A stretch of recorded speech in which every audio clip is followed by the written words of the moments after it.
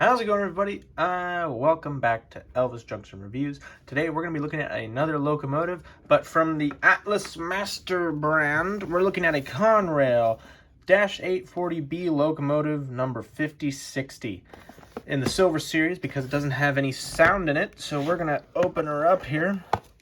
Get that nice Atlas box out of here. Go away. And in there is our -8. Okay, this was actually the first Atlas locomotive I actually ever bought, so we're gonna actually put that to the side. In here is some instructions as well as some warranties. This is an exploded diagram of the. There we go. This is the mechanical situation here. I'm just gonna do that right there. Leave on the other side. Yes, this is the diagram of the actual locomotive. Yep. There we go. But yeah, it shows us every detail, every part right there. All right, and then I believe this is just some warranty stuff, so we don't need to look at that.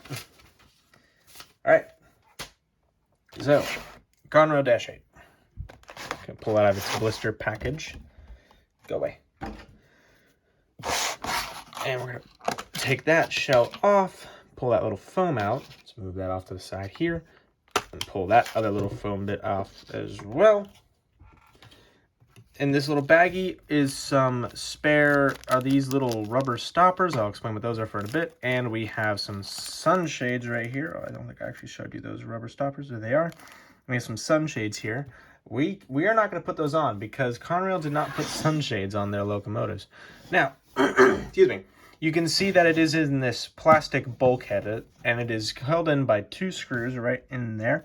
So we need a screwdriver that wants to roll away on me. So let's get this sucker open. Unfortunately, I'm not going to subject you guys to me open this up. So I will see you in a minute. What we are looking at here is a General Electric -840B diesel electric locomotive.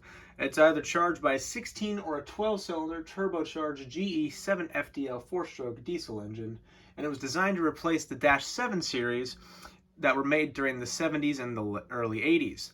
Now, the -8 production was started in the mid-1980s and then lasted up until the early 1990s when it was replaced by the -9 and the AC-44 CWs.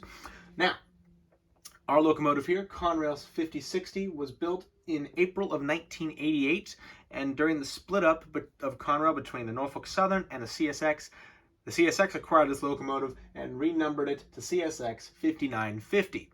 Now, when they retired this locomotive, they handed it off to GE's leasing company, GECX, where it remained as 5950, and then Arizona and California Railroad acquired it and renumbered it to ARZC 4014. Now, let's get into some detail. Now we're looking at the front of the locomotive. This is a standard cab -8 as opposed to a wide cab -8 that we're all familiar with.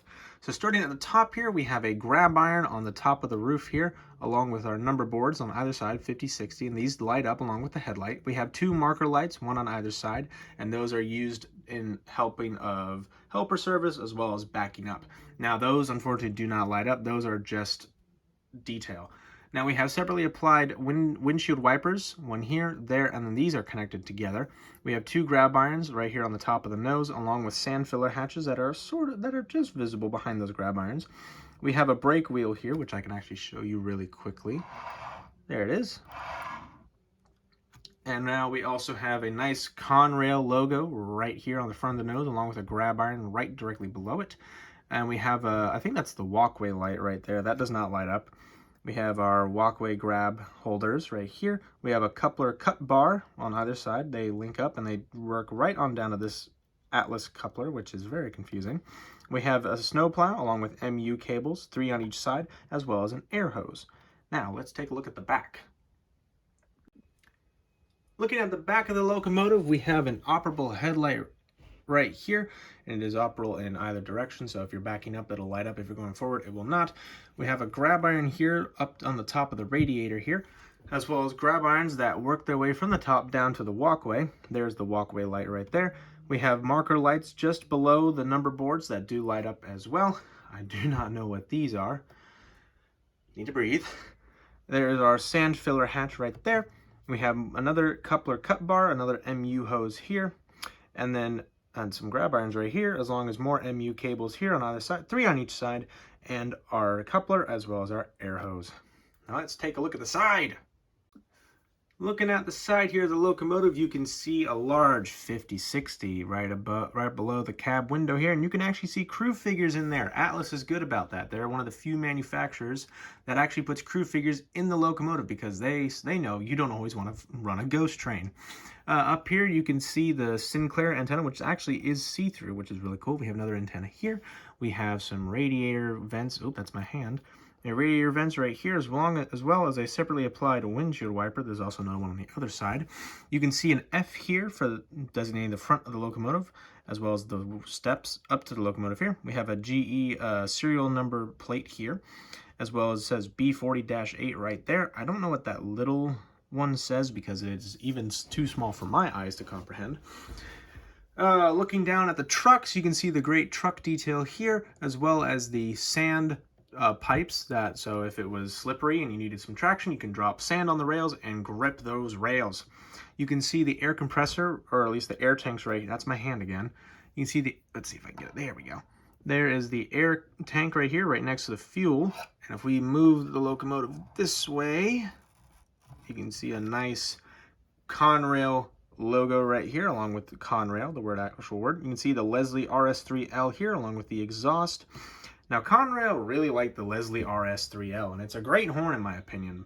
So if you ever do hear it, just know you could be hearing an old Conrail horn.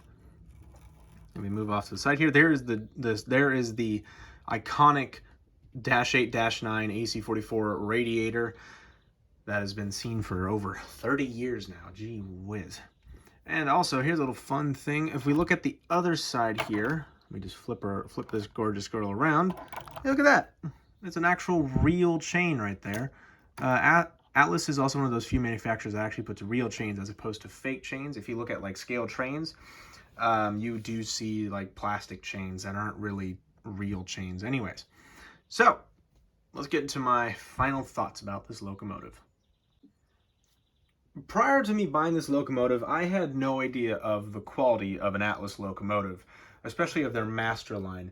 But after I bought it, I was blown away, and I thought, wow, Atlas did a great job with this locomotive, and I'm really glad to see what other locomotives they're going to bring out in the future. I definitely will be buying more products from them. So, thank you very much for watching. If you enjoyed, please hit that like button and also subscribe if you have not. I'm really trying to make this work. But thank you very much for watching, and I'll see you guys in the next video. Bye for now.